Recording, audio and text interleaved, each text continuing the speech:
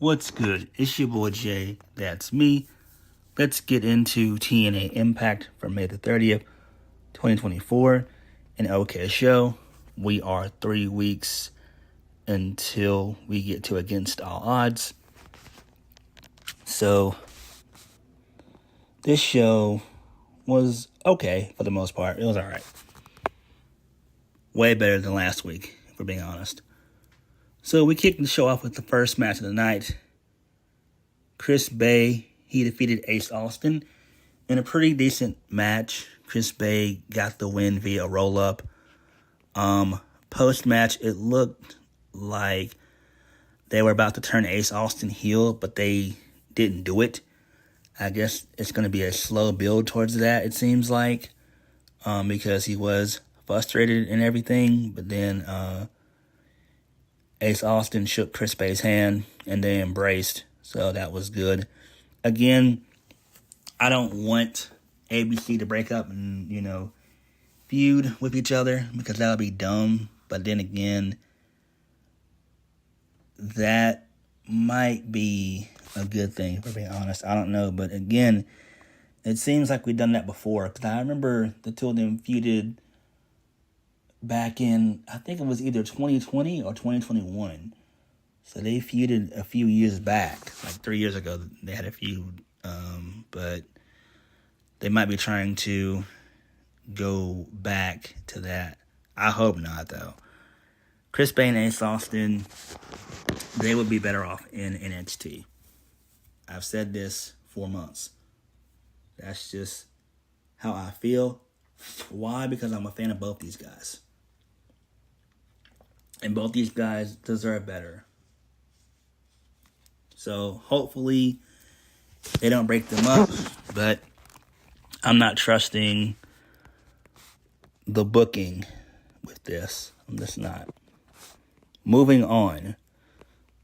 So Zaya Brookside, she defeated Steph De Lander via roll-up. PCO came out. He got involved in the match. I would assume he tried to help Steph De Lander, but to no avail. So Zaya Brookside got the win. This is fine. But again, why in the fuck is PCO still on television? Like, why can't he be a backstage producer? I'm not a fan of this Steph De Lander PCO storyline. I'm just not. It's lame. It's really boring. And it's not really all that interesting. This is a waste of time.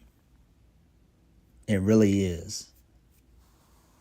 If you're going to use Steph De Lander, use Steph De Lander. If you're not, then don't use her at all. Because why are you putting her with PCO? Like, what's the end goal to all this? Like, no one wants to see PCO in a relationship, an on-screen relationship with Steph De Lander. It just doesn't make any sense, and it really is a waste of time. If you're going to use Steph De Lander, use her for something. You could have her face off against Jordynne Grace again. Or, maybe put her in the Knockouts tag division or something. But do not put Steph De Lander with PCO and think it's going to get her over or get, PCO over. It's not. It's just lame and boring. Post-match, PCO pulled out a paper that had the name Step written on it and a heart around it. And so Step took the paper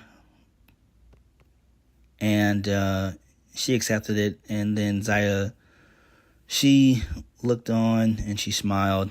So again, who gives a damn? This is a waste of television time. Moving on.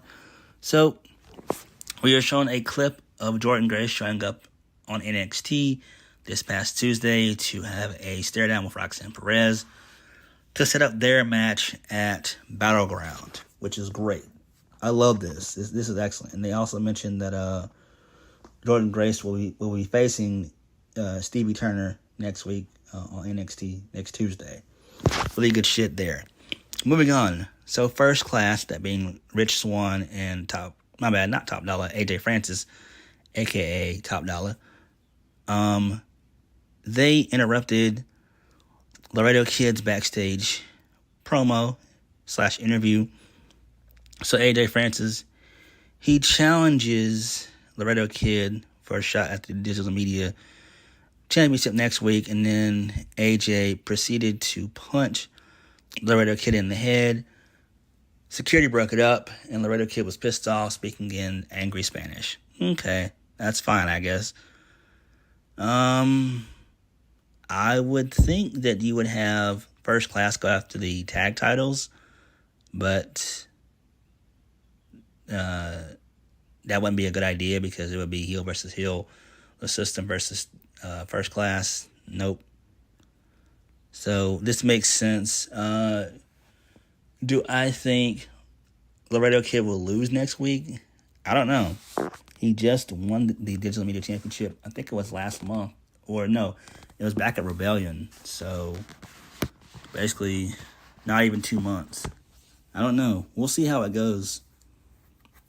They'll probably just feud Laredo Kid and AJ Francis. That's probably what they'll do.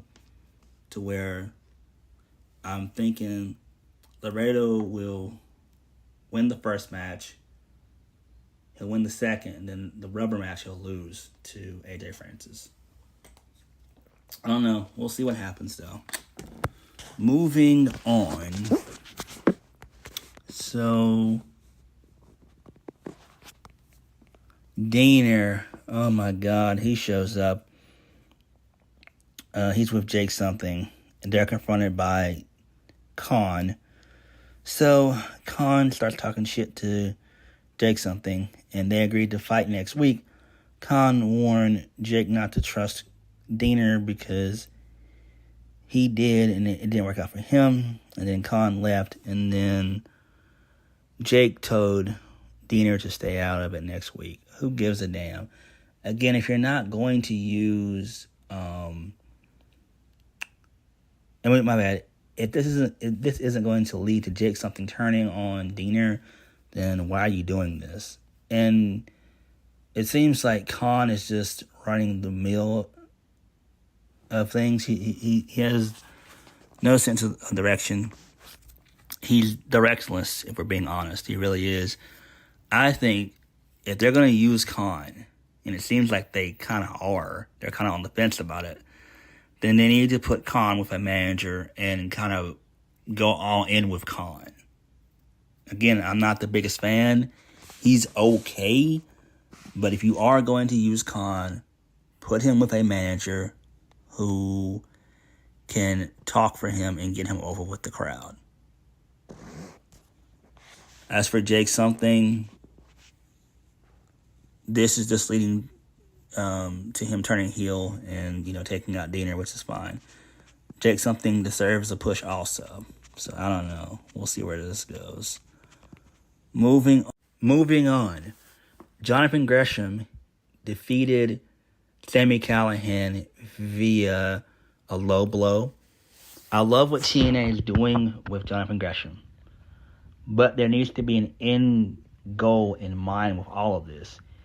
Is he going to go after a championship? Is he just going to feud with guys and take them out? Because this is something that intrigues me, and this is something that the crowd is into.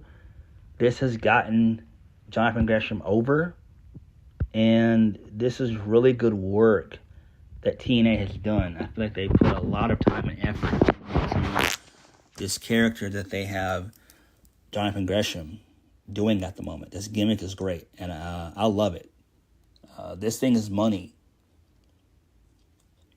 Again, is he going to go after a championship? Is he just going to feud with guys? TNA needs to decide this soon. I mean, him beating Kushida a couple of times and Sami Callihan, okay, that's cool. But what is his mission? What's his goal? Is he just going to cause havoc on the TNA roster? Or does he want a championship? But we'll see where that goes. But I'm really digging Johnathan Gresham. This shit kicks major ass. Moving on. I wanted to burn my television. So Gail Kim had a sit-down interview with Giselle Shaw. Giselle Shaw said that she took her title match loss hard and was recovering from injuries. Giselle Shaw said she came back because Gail asked. Giselle Shaw questioned what she was fighting for. Gail Kim told her to start at the beginning.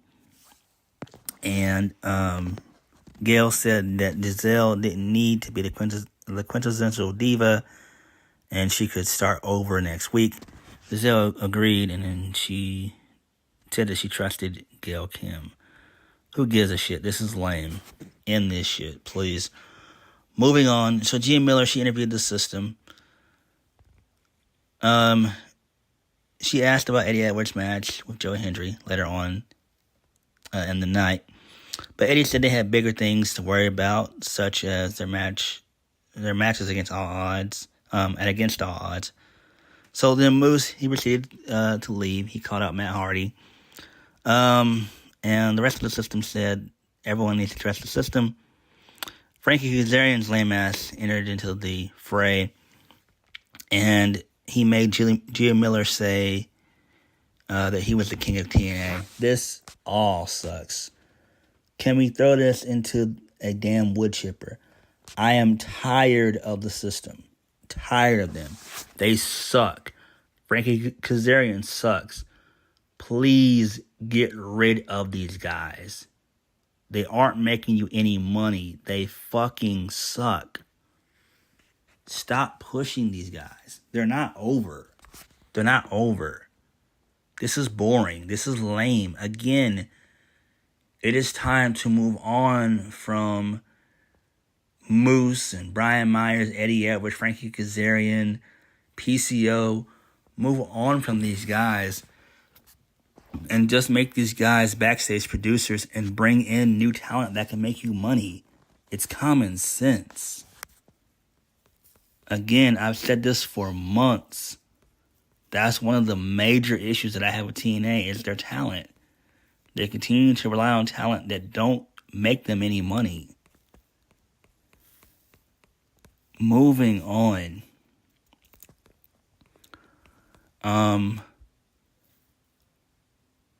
Steve Maclin and Mike Santana, they were supposed to have a match, which they did for like 5 or so minutes. Then the Raczals, they came out, they got involved, they took out both guys. So this was basically a no contest. And then post-match, the Raczals beat down Steve Maclin. So maybe this is setting up a tag match at Against All Odds, and maybe we see Wesley Blake from Forgotten Sons. I doubt if they'll bring back Gunner, a.k.a. Jackson Ryder. I doubt they'll bring him back. So I think they'll probably end up bringing Wesley Blake to team alongside Steve Maclin. That's the only logical thing that I can gather from this. And it actually would make perfect sense, if we're being honest. Moving on. So, Jody Threat had a backstage promo where she and Danny Luna, they argued over the loss that happened last week. So Lars Fredrickson said that Danny needed to learn from Jody's mistakes, and then both of them agreed. Okay, this is fine. Moving on. So Mustafa Ali defeated Leon Slater with the help of Campaign Singh, a.k.a. Champagne Singh. This is fine. This makes sense. Mustafa Ali continues to rack up wins. He's good. Great heel. I'm proud of what TNA is doing with Mustafa Ali. He's good. He's over. The crowd loves him. I wonder if Mustafa Ali is going to drop the title either at Slammiversary or Bound for Glory. I don't know which, but I think he's going to stick around in TNA for a while. But Mustafa Ali being in TNA is great. Moving on, Moose was backstage looking for Matt Hardy. Who gives a shit?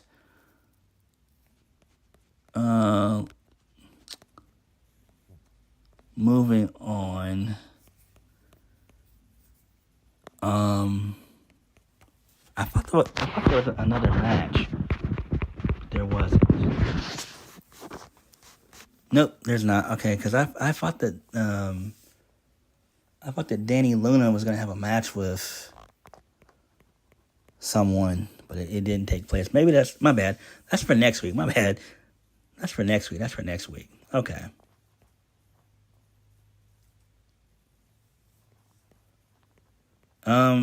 And then the main event, Joe Hendry versus Eddie Edwards. Joe Hendry gets the win via the standing ovation. This was great. I love this. I'm glad that they're continuing to push Joe Hendry. Hopefully Joe Hendry can be the one to dethrone Moose. But that might go to Matt Hardy. And I have pitched before that maybe we could see Moose hold the championship all the way until Bound for Glory. That might be the long game that they're going to do. But, because if they go that route, then I'm pretty sure Moose would lose to Jinder Mahal, who's more than likely coming in around Slammiversary anyway. So we'll see how that goes. But Joe Hendry getting the win is the right call, and hopefully he can get something out of this, because Eddie Edwards sucks. Moving on. So Moose and Matt Hardy, they were brawling in the backstage area, and then Moose took a steel chair, beat up Matt Hardy with it, and he Pillmanized Matt Hardy's neck, and he hit him in the throat twice with a steel chair. So that's interesting. I actually kind of like that. Rumor has it that Jeff Hardy's contract with AEW is ending soon. I think it ends around the same week as Against All Odds. So maybe we could see Jeff Hardy showing up at Against All Odds. Because I doubt if TK is going to re-sign Jeff Hardy. So we'll see where that goes. But TNA was okay. The matches were decent. I definitely enjoyed Chris Bay, Ace Austin. I love what the Raczals are doing with Steve Maclin. I think that's pretty cool. Johnathan Gresham is great. The system stuff, that's bullshit. I can't stand it. But what did you guys think of TNA? Like, comment, subscribe. Peace.